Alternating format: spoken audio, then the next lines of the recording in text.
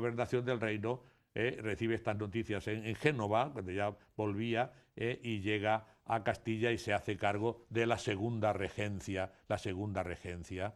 ¿Cómo es Sí. esta última parte? Porque ya estamos en la última parte de la vida de Fernando. Sí. Todo esto minaría mucho la salud, porque son Sí, grandes acontecimientos. sí, No solamente receptor de noticias, sino también impulsor de actividades, porque no paró. no En paraba, no. conquistas en el norte de África, en Italia, en Castilla, la lucha contra los nobles, todo ese acontecimiento que Ahora, acabas de citar de su hija Juana. ahora se va a Eh, centrar sobre todo ya en la anexión de Navarra. En estos años, en la anexión de Navarra, a la que mantiene sus derechos y por su matrimonio, etcétera. Pero allí siguen las facciones muy divididas hasta que tiene que intervenir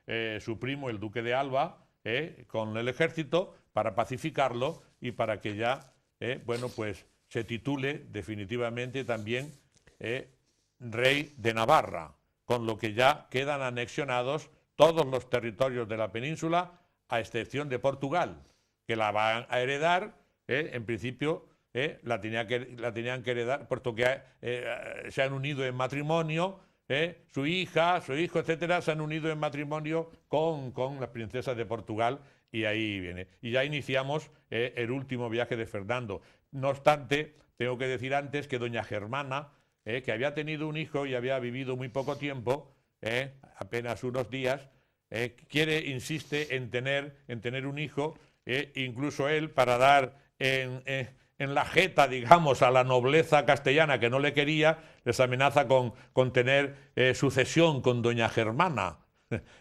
Bien, doña Germana, en ese deseo de tener sucesión, pues el rey ya está un poco decrépito en cuanto a su salud.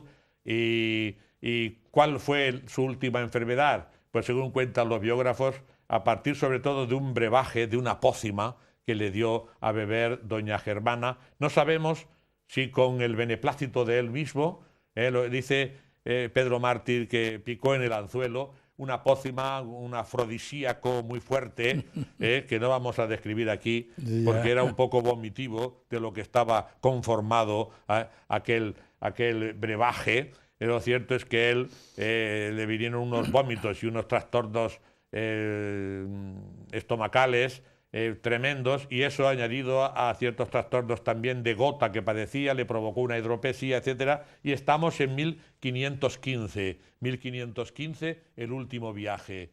Él, que ha dejado las cortes ya de Burgos y las de Calatayud, donde se va a acordar la unión de Navarra al reino de Castilla, ¿para qué? Para que el rey francés no meta más ya las narices en Navarra, y se acabaron los problemas de Navarra, anexionado al reino de Castilla. Desde Burgos ya, donde empieza a sentirse peor, baja por Aranda de Duero, donde estuvo a punto de morir en una noche. El guardián que estaba en la puerta del dormitorio, que era un Espinosa de los Monteros, pues oyó unos ronquidos tremendos y estaba pues como una especie de espasmo, como una especie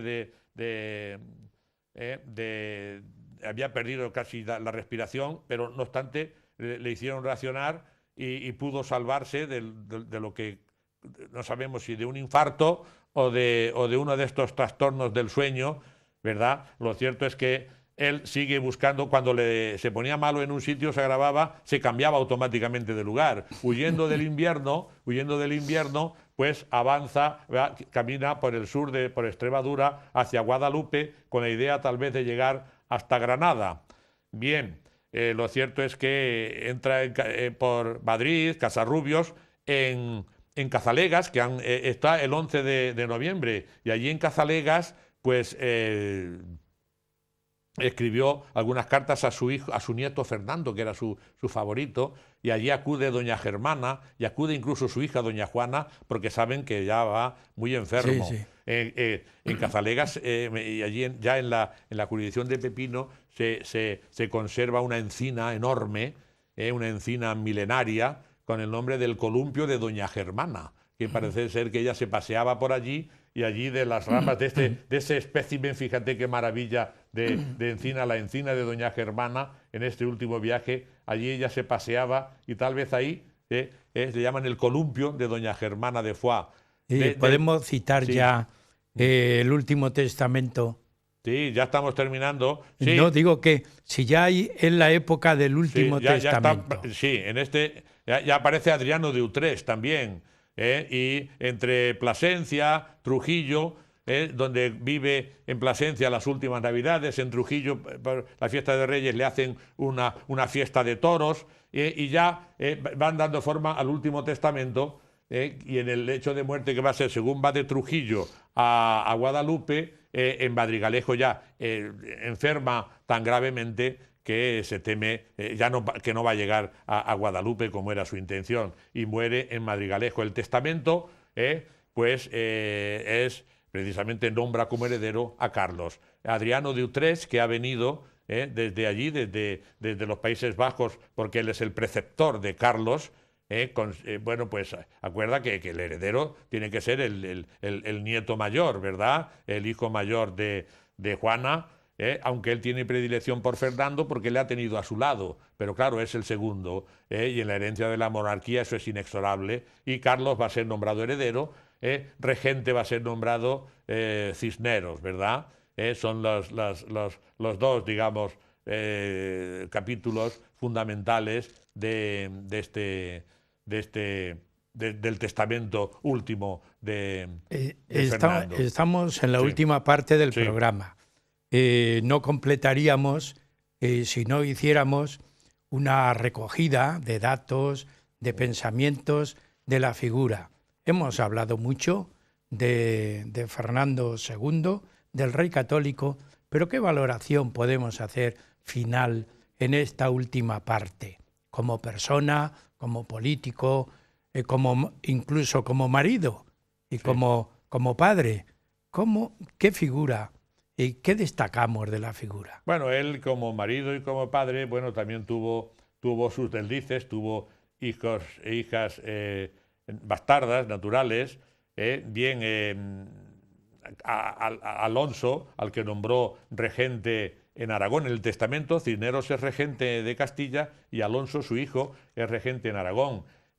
Bueno, pues tiene dos hijas que fueron abadesas, las dos se llaman María de Aragón. A una, para diferenciarla de la otra, se llama María Esperanza de Aragón. Ingresaron en Madrigal de las Altas Torres, en el convento de las Agustinas, y de allí salió la mayor, que era de una vida ejemplar, a reformar el monasterio franciscano de Poblet, y después, de Pedralbes, y después también la otra a reformar el monasterio de las Huelgas.